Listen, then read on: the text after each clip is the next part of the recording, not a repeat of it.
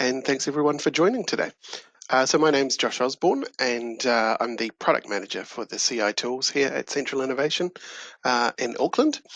And today is the CI Tools weekly Q&A webinar, where we go through and look at some common questions about the CI tools and go over some things that have been coming up frequently or things that came in via requests to this session last week. Today we're going to be looking at two things. We're going to be looking at the Metadata tool, which is a new tool that we added in ArchiCAD 24. We've been having quite a lot of people more recently making much greater use of the properties and classifications on their ArchiCAD objects, and the Metadata tool is a tool to help you work with those more quickly and efficiently. So I'm going to quickly show you how that tool works, and then we're also going to look at the Benchtop part of the Ci Cabinets tool, which you may already be using. So just want to quickly look at how that works, how you can change the way that it looks and the edges and that sort of thing. And then if we have time at the end, we'll also answer any questions that come through at the end. Otherwise, I will cover those in next week's webinar. So if you do think of any questions during the session, please just enter those as we go. And I'll answer them either at the end of today's session or I'll cover them in next week's session if they're sort of a bigger topic. I'm going to be working in ArchiCAD 24 today. The Metadata tool is only available in ArchiCAD 24, so you won't be able to use that in older versions. And the Cabinets tool is using the new Cabinets tool that we released recently-ish. So that's available in ArchiCAD 24 and 23. But the version of Cabinets that's in ArchiCAD 22 and older will look quite a lot different than what we're going to look at today. So that if you are still using old versions, that's why that will look different. But first of all, let's have a look at metadata. Oh, and I will be recording this session, sorry, and it'll be available on YCI probably this time next week. Right, so the metadata tool. Now, when we say metadata in the context of an ArchiCAD model, what we're talking about is the properties and classification system that's in ArchiCAD.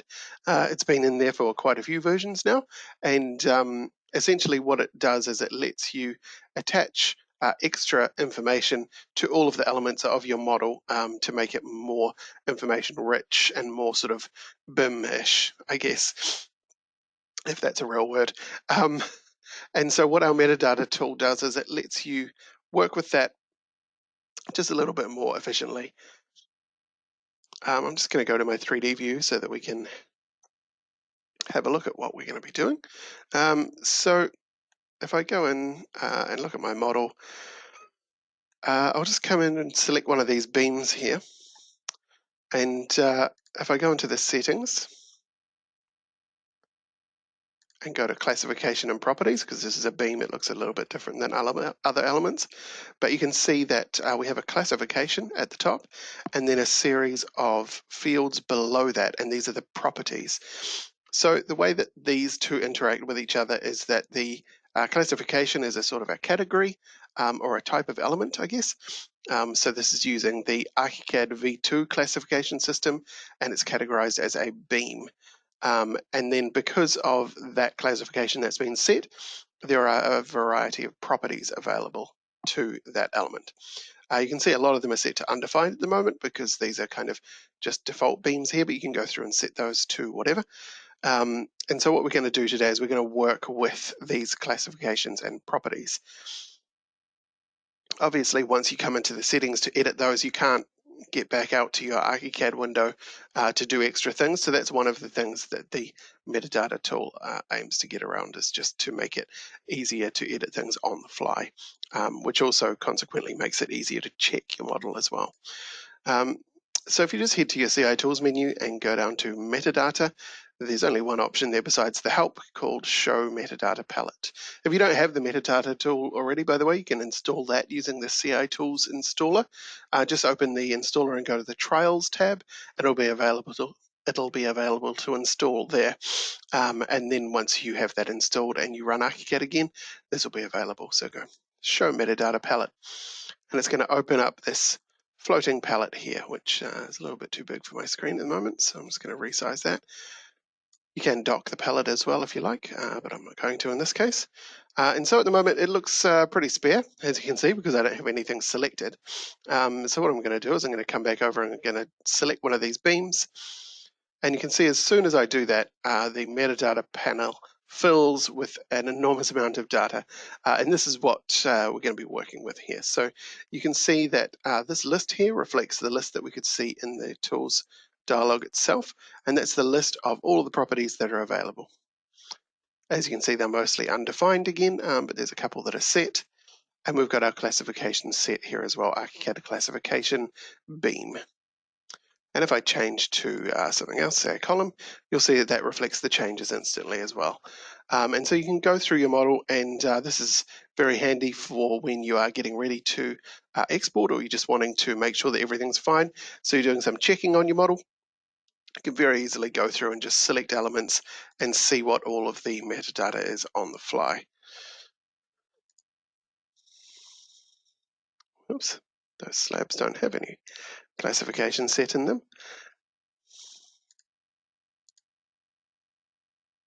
Let's see, our window matches up with everything else and objects. So, and these will have varying amounts of properties available to them depending on what your classification is and what your ArchiCAD template is. Fundamentally there. So this looks largely like it will look in the ArchiCAD 24 template for you, or files based on that, obviously. So you can see, obviously, we have this tick box at the top here called Live Edit, which implies that we can actually do edits. So let's do some of those as well, because it's not just for viewing your metadata, you can actually manipulate metadata as well. So if I come through and select this column here, I can go into the settings here, and you can see at the moment we have a series of values showing chain links that are either linked together or unlocked. So unlocked means that we can go through and set them, and locked means we can't touch those. So at the moment, undefined is what it's set to, and we can't change that. But if we just click on the link and change it to custom, that will unlock it, and that'll let us set it to something. So we can say that column there, that is combustible. And then we can come through to this beam, and we can, because it shares because these are the general ratings, they're available in most objects, we can set this one to custom as well, and also make that one combustible as well. So it will let you go through and make changes on the fly. So you can see this column here, still undefined, but the one that we changed just before is set to true now. So it makes the changes in real time as you zoom around, as you'd expect. So it can make it easy to apply fixes to properties as you might need them as you go, or to update anything as you're flying around. One of the other things that you'll probably find that you want to do, especially if you are making updates to the way things look, so say you want to apply a change to all of these beams here, is you can turn off live edit mode and use the manual edit mode, strangely enough. So at the moment, we're showing all of my live edit options. As soon as I turn on manual edit mode, or turn off live, that is, you'll see this whole thing empties out here because there's nothing for it to work with at the moment. And so the way that manual edit works is that it lets you just show and work with certain sets of properties. So I'm going to pick up the properties from this beam here by clicking on the eyedropper button here. And you can see that brings through all of the properties. I can now deselect that beam, and these all stay here because we're in manual edit mode. So this is what we're working with at the moment. I can then go through and I can make some changes here. Let's set combustible to false. And we'll set the thermal transmittance to something. And we'll leave the rest as is. So now I can come through and I can select all of my beams here.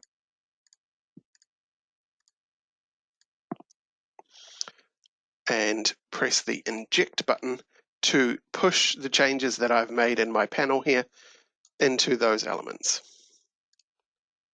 Did I hit the button? Yep.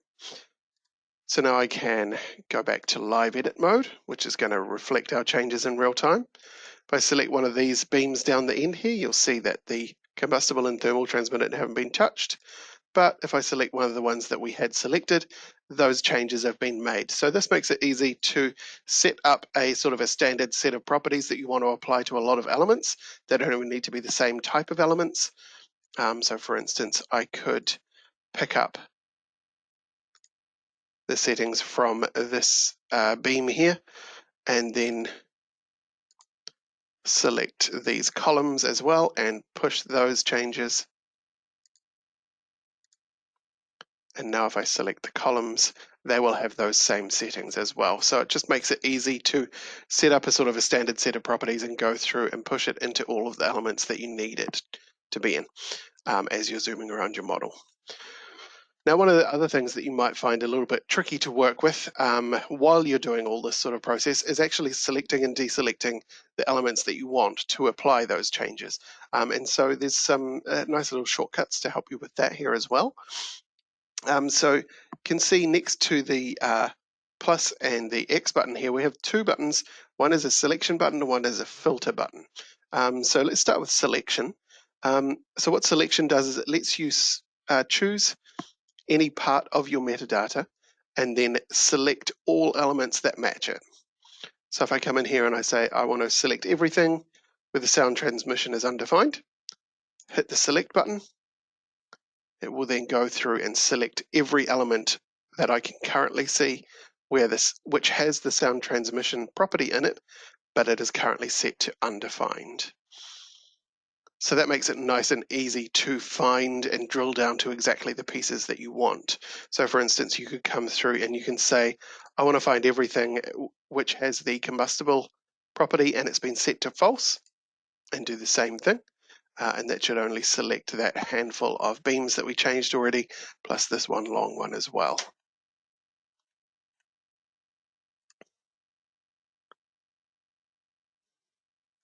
You can also go the other way. So you can select either by graphically, select a bunch of elements, and then filter down from there. So we could say that we want to select all of a certain region of the project, but then we only want let's say all of the walls in that selection. We choose the classification wall and then hit the filter button, and it filters out everything that doesn't match that thing we had selected. So you can nice and easily make sub-selections based on greater selections. So it just will help you to whittle down to exactly the part that you want. So you could, for instance, select this chunk of the model, and then you could say, I only want the beams from there. So filter to beams, and then you could further say, you can see up the top here that it's showing where there are multiple values set for our current selection. These are showing as a drop down instead of a chain, and you can open that out and it tells you what specifically you have. So we can see we have 7 where the combustible value is set to false and 11 where it's undefined. So we can further filter this again by selecting just false and filtering that. So now we have just the false combustible property beams that were part of our initial selection just before. So you can see that that's a little bit difficult to say out loud, but it lets you sort of slice your way down through layers of building information to get to the specific elements that you need to apply changes to, and then you can use your live or manual edit modes to make the changes that you want. And you can see if I flick back to manual edit mode, it still has got all of those settings that I set before there. So you can set up your standard set, go back to live edit and use your filtering and selection to find the elements you want, and then flick manual edit mode back on again and use the inject button to insert those settings to the set of elements that you have found using this selection and filtering method to get down to. So that's the metadata tool. That's about all there is to it. It's by design nice and simple. It's intended just to be a thing that you can have open all the time while you're doing your checking and that sort of thing. And it just makes it very useful to, if you're, say, a BIM manager, or if you're working a lot with, say, an external party who is using IFC, you need to make sure that your properties match up with what you think they're going to do. It's a really good way for you to be able to go through and just check that everything is right, and make changes as needed. So that's metadata. The other thing I wanted to look at, which is on a completely different topic, is the Benchtop object. And this is something we had a handful of questions about this week. So I just wanted to cover how that works. So if you've used our cabinets tool, you might know that the cabinet itself is, well, as it says, it's just a cabinet. It doesn't have a benchtop associated with it, and the reason for that is because here's the benchtop here. So I'm just going to go with a benchtop today because that's what we want to look at. So you can see it has a default setting of this sort of rectangular bench, and we've got some settings here. So before we place it down, I'll quickly have a look through here. So you can see we've got a nosing profile option. I'm going to set that to round. We've got settings for the way that we want it, for the dimensions of it, so the thickness of various parts of it and lengths and that sort of thing. And then we have this graphic editing option. And this is what's going to allow us to manipulate the shape and size of the benchtop. So I'm going to come through here and I'm going to start with shape, and we'll look at the other edit mode after this. We also have settings for how the attributes are for the model as well, pretty much like everything else. I'm just going to make it not black so that it's a little bit easier to see and work with. Oh, that's horrible, but visible. So let's place that. So you can see it's gone down with the rectangular shape that it was showing in the preview. And we have our little edit palette here, and this might be familiar to you if you have used the cabinets tool, or if you've used some of our other select objects. This is a sort of in-place graphic editing palette.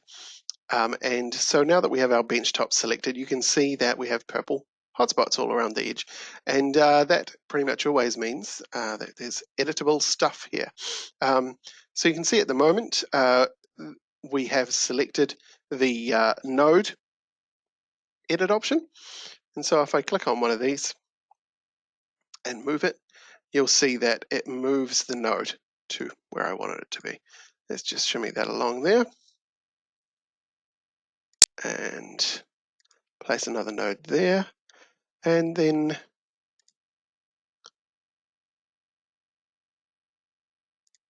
move that end out like that. So you can go through and make whatever changes you need to. Then I'll change to the curve edge mode, and I'll pull this part out. Change to the offset edge mode, and we'll offset this back in a little bit. So you can see roughly, it works in a very similar way to the edges of a slab, to how that works. So you can do various things with your edges, and you can insert holes into the shape as well if you want to. So I'm happy with the shape that we've got to now though.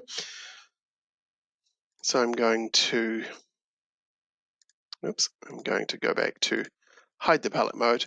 And now if we go into 3D, we can quickly have a look at what we have made. So you can see my horribly red looking benchtop here. And we've got the yellow nosing appearing there as well. So obviously the shape of this that you set it to will depend on what shape the cabinet is that you want to cover it with, but because it is a standalone piece, it means you can apply it to anything as well. It could just be by itself somewhere. It could cover over some walls or something like that. If you have not made actual cabinets underneath or anything like that, you can use it on pretty much whatever you would want to. So you can see with it selected at the moment, mostly got normal hotspots showing on all the points except for a purple one on the back here. And that is to allow us to manipulate the upstand at the back here. So if I click on the purple hotspot there, you can see that that lets me drag the height of that up and down. But apart from that, it behaves pretty much how you would expect it to. Now, one of the other things that you are very likely going to want to do with your Benchtop is that you want to change the way that the edges work. So I'm going to jump back into my floor plan view, and I'll select the Benchtop again. And in my configuration, under graphic editing, I'm going to choose the edge type option instead of the shape option. So I'll hit OK there, and you'll see our friendly palette comes back again. And you can see it's showing at the moment a handful of these sort of eyedroppers with the different edge types we could have. So at the moment you can see this dashed line here that's showing that we have a nosing on this edge. Then we've got a straight line here and here, which is showing that there's nothing on those edges. And then we've got this double line on the back here, which is showing that we have an upstand there. So let's just select this, and we can go through and make the changes that we need to. So I'm going to choose this waterfall option here and click it on this end. And then I'm going to choose the upstand option and put that on this side. And I'm going to choose the none option and put that here. So you can see you can just go through and apply whichever edge type you need to whichever part of the cabinet that you want. I can turn our edit mode back off again now. And if I go back to 3D, you'll see the changes. So you can see I've turned off the back. We've added a waterfall edge down here, and we've added an upstand over here. And we have those same purple hotspots there still, so we can adjust those to whatever you need them to be. So you've got a purple hotspot for the waterfall as well to let you choose how far over it goes, and purple hotspot to define how high the upstand is as well. So that should let you go through and create pretty much whatever you need to. If you need to split edges, you can do that just by making extra nodes. So if I turn my edit menu back on again and have a look at the edges. So we've got this edge here, which had the waterfall edge. Let's say we only want the waterfall appearing halfway along it. We just split the edge by drawing in an extra node there. And now if I change to the edge edit mode, I can pick up the, let's go with the nosing. The nosing and place that there, and you can see that it shows you the representation of that there. And now if we look back at it in 3D, you'll see that this end is now cut at the point where I drew the extra node. So we have our nosing coming halfway down that edge, and then the waterfall edge proceeding along the rest of the way. So that using that method of splitting based on nodes and setting your edge types, you should be able to do pretty much whatever you need to with your Benchtop, hopefully.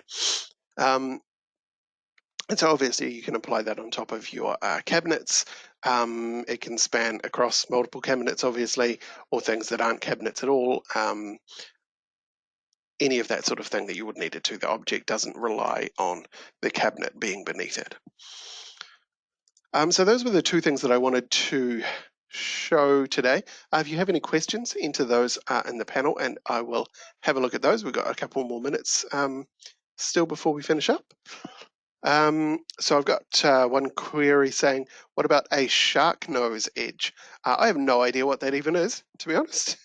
But if you could, I might get in touch with you after this, but as I've mentioned with most of the tools that we show during these webinars, if you do have requests for things that you want the tools to be able to do, that's the way that we figure out how we're going to develop these tools. So if you had a different,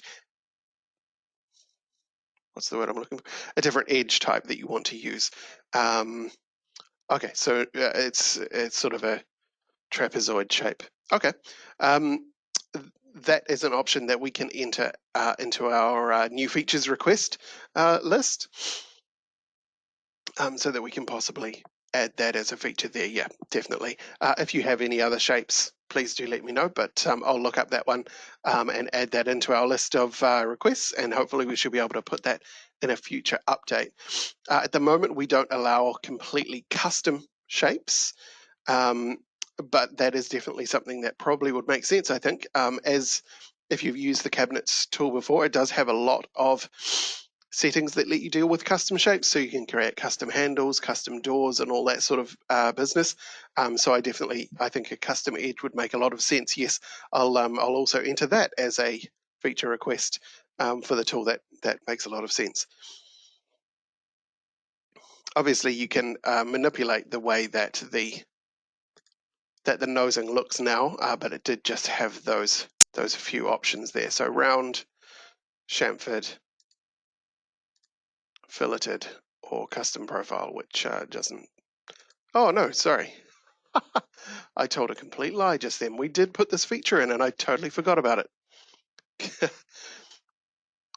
So yes, you can in fact do that, and I had completely forgotten. I tested this myself actually, so I don't know how I forgot, but yes, you can come in here and you can choose a custom profile. So that's using the what does ArchiCAD call them again? I think it just calls them complex profiles is the word I'm looking for. So you can come through here and choose something that doesn't look very sensible.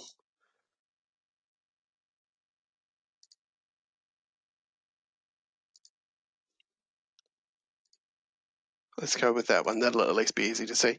So you can go through and apply that thing as you edge. But yes, it's reading those from here, the profile manager. So if you have a custom edge type that you have drawn up, or that you do draw that you can add in here, that will make them available in the tool. Yes, sorry, I completely forgot that we had added that in. But yes, we had requests asking for that before. So that is how you do that. You just use the custom profile option. But otherwise, you have these four sort of standard methods as well. So yeah, thank you for reminding me of that. And also, while we're here, we can also see that the waterfall edge does have a default length as well, so that you can set that in advance if you need to, but you can just adjust that in 3D anytime you want as well.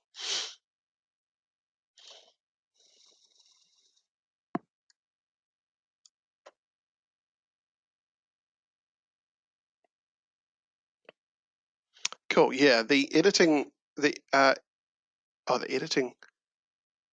plane. I'm not sure if you mean the editing plane, this thing here in ArchiCAD, or the editing palette that we have in the tool itself. But yes, the editing palette is a little bit funny still. We are working on a way to make the edit modes a little bit easier to work with. So similar to how our old stair tool used to work, if you've used that at all, where a little palette would come up. That was a floating one. We're working towards getting something like that to be able to do these changes, but for now, the palette that you can see in floor plan and that sort of thing does take a little bit of getting used to. But yeah, I'll cover that in a future webinar. I've also got a question from someone asking about making a certain type of ridge junction with a barge cap, which I think I will cover that in next week's webinar, because that's a fairly broad topic, but definitely setting edge modes and that sort of thing in the roof coverings tool can get a little bit tricky.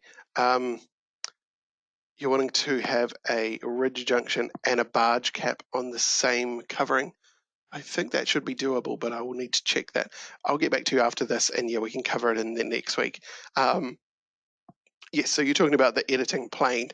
So what I might do is I might talk to Michael, who runs the ArchiCAD Q&A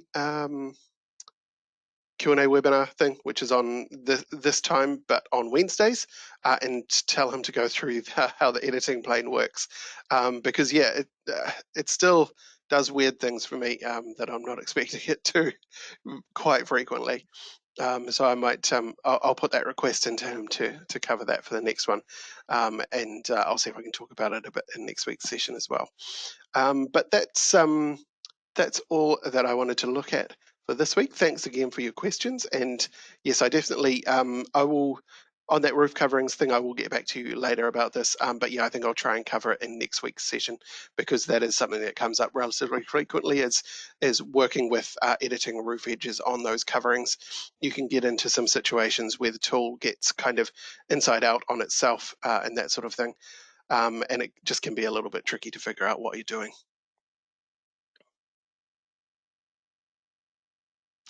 Yeah, that is another option as well, is that you can add extra nodes on the edges of the roof, actually quite similar to the way that I did it with this benchtop here. We added an extra node, and that lets you do a different thing. So that will let you add them on the same edge even, which if that's what you're asking about, then definitely that's the way to do that. Yes, is just go into your roof itself, edit the edge of the roof and draw an extra node in. So if that's what you wanted to do, then yeah, that's the way that you do that. But yes, thanks everyone for your comments and questions. I will cover the coverings next week, because yes, I'll your check's in the mail for that spotting fee. I will cover some more of the coverings till next week's session though, and thanks very much for your time, and I hope to catch you at the next one.